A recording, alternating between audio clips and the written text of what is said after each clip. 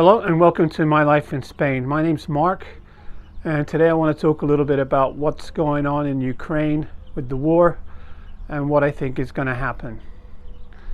First, let me say, and I'm sure I'm not the only one, I was really upset when I saw the way that Trump and Vance treated Zelensky in the White House. There was no need for that. It's like they set him up and did it on purpose. And now this so-called shuttle diplomacy, which really looks like it's only one way to me. Instead of a seasoned diplomat that's used to these kind of negotiations, Trump's got a real estate developer and a golf buddy called Steve Witkoff, who's now met with Vladimir Putin 3 times. It just doesn't make any sense. But not a lot makes sense with Trump anyway, does it? And so far, nothing's come away from it. I mean, in the last couple of days, you've heard talk that there might be an agreement. There might be, but then 2 days earlier they were saying, well, if we don't get an agreement, we're just going to walk away. Now, Trump's got a short attention span.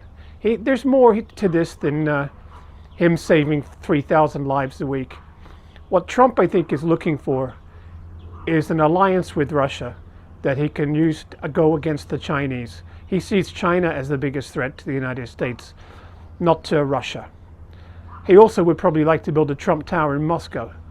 And by unfreezing the assets, the sanctions, taking away the sanctions from Russia, Russia could then start its economy going properly again. And but what's in it for Ukraine? It would be a cartilage piece. They're not offering Ukraine anything.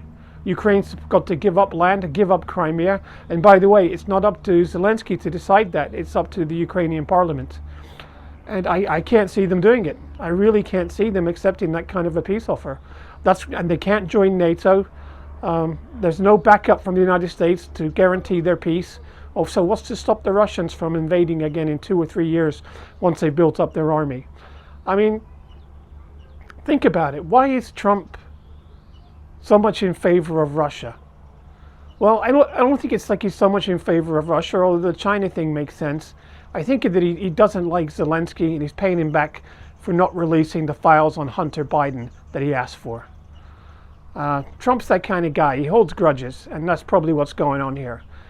My prediction is that by next weekend, if Ukraine doesn't capitulate and sign a peace deal, Trump's going to walk away and blame it on the Ukrainians.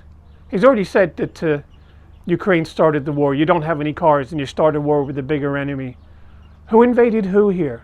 Russia invaded Ukraine. Ukraine didn't invade anybody. Ukraine was no threat to Russia. This is Vladimir Putin's imperialistic ambitions to make Russia great again, to recreate the old Soviet Union. I just don't get it. I think people in Europe get it. I think European nations understand who's the aggressor and who's the victim. And if America does walk away, then Europe's got to stand up. I mean, they won't. It'll be difficult without the Americans' help, but I'm sure it can be done, and that's what's going to have to happen. I mean, people say, "Oh, Russia's going to stop in Ukraine. It only wants Ukraine." How do you know that? How do you know they don't want the Baltic states back? It's better to fight the war in Ukraine now than to fight it in Poland or Lithuania or Latvia or Estonia later. Also, let's talk a little bit about Trump and his stupid tariffs. I mean, come on. Where did he get these numbers from?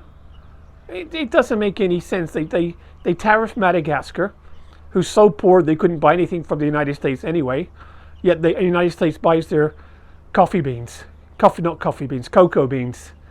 I mean, it doesn't make sense, these tariffs. They're not good for anybody. And do you know who's thanking Trump now? Mark Carney. I mean, before Trump came into office and announced the tariffs, the Liberal government in Canada was down 25% in the polls. And now Carney looks like he's set to win the election tonight. So thank you, Mr. Trump, for that. As for the future, I really don't know. Do you really want an isolationist America, United States? Do you want to go alone? Do you want to cut yourself off from the world? You want to give up 80 years of partnerships that you've built up just because of one man's ambitions? I don't get it. I really don't. Anyway, thank you for listening to me. And in the next video, I'll tell you a little bit about my experience working for Donald Trump and how he made himself rich and made other people poor. Anyway, thanks so much for listening. I'll catch you in the next video. Bye for now.